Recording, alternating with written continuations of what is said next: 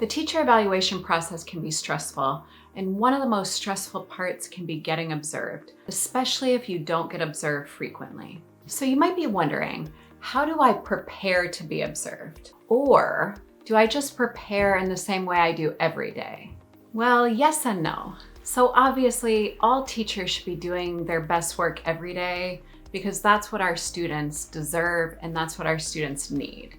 But the observation by your evaluator is a chance to reflect more deeply and plan more thoughtfully than you might have time to do on a daily basis. So in this video, I'll guide you through 4 steps you can take as you prepare to be observed. And I will also share a checklist you can use to make sure you feel ready. Welcome to my channel, Lead with Love and Love to Lead. My name is Jess Madden Fuoco, and I started teaching in 1997 and started evaluating teachers in 2006.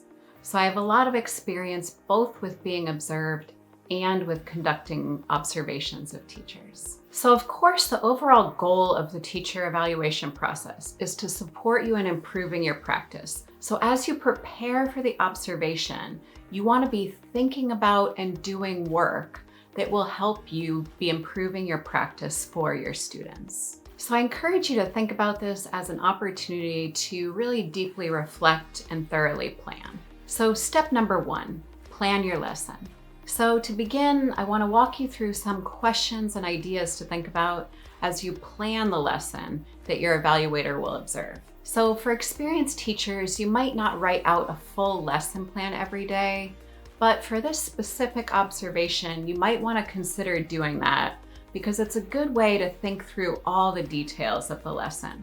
And if you're a new teacher, I encourage you to consider writing your lesson a few days ahead of time and sharing it with another teacher or a coach so you can get feedback from a more experienced teacher on your lesson. So as you plan your lesson, you should think about, is the task that you're asking students to do challenging, interesting, engaging, and important? Because as Richard Elmore says, task predicts performance, so we want to make sure our task is great. So then the next question is, do students know exactly what to do?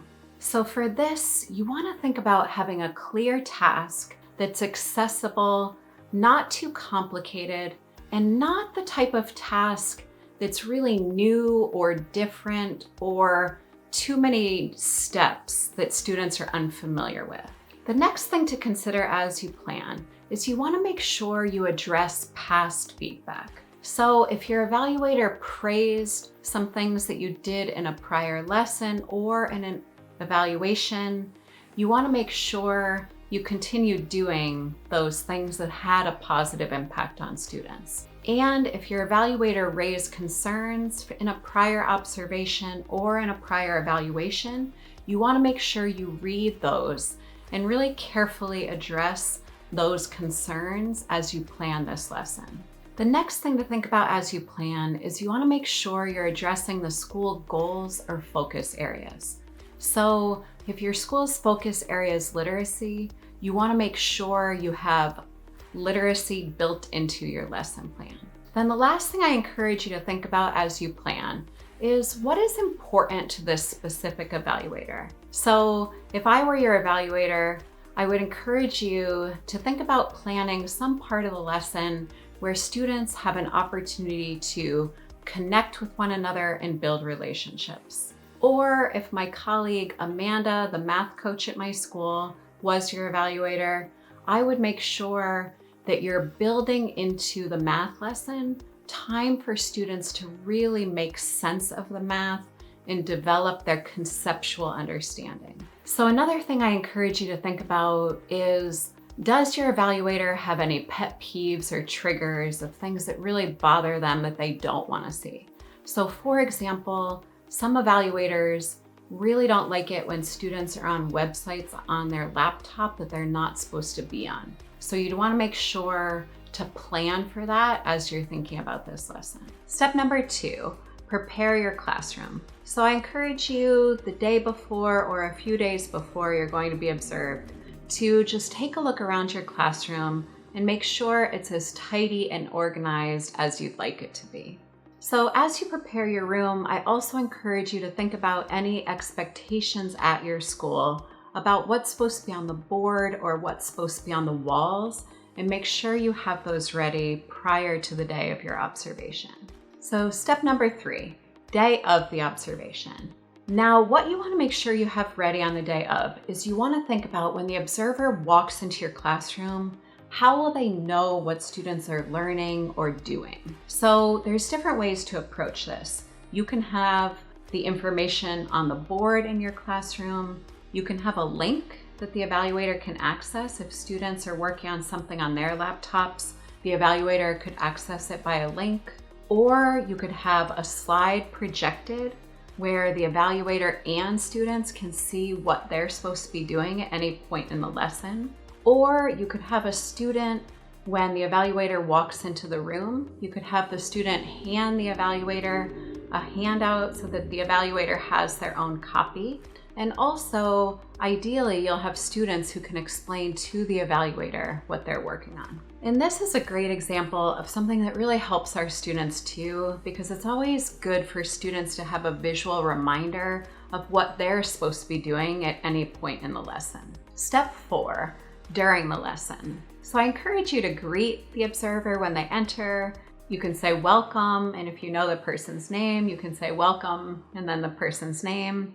The only caveat to that is there's actually some schools that discourage greeting the observer when they come in because it does interrupt the flow and the student's focus a little bit. So if your school is one of those schools that discourages that, then it's fine to just keep going with the lesson and not greet the observer. And then once the observer is in the classroom, I really encourage you to just focus on your students and try not to think about the evaluator in your room. And then congratulations, when the lesson's over, I encourage you to do some quick reflection right after the lesson. A lot of evaluators, myself included, I often ask teachers, what did you think went well? What do you think could have gone better? So if you spend a few minutes right after the lesson, while things are still really fresh in your mind, it can be a good time to think about what worked well and what would you do differently next time. So make sure you click the link in the description below so you can get access to this checklist, because this will guide you through all 4 of these steps, and it includes all the questions that I asked during this video to help you feel like you're really ready for your evaluator to come in and do an observation.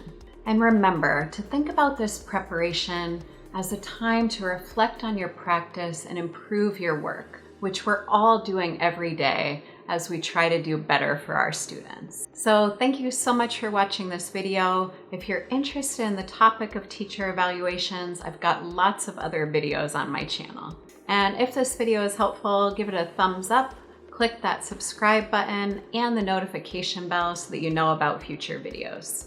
And remember, if you lead with love, you will love to lead.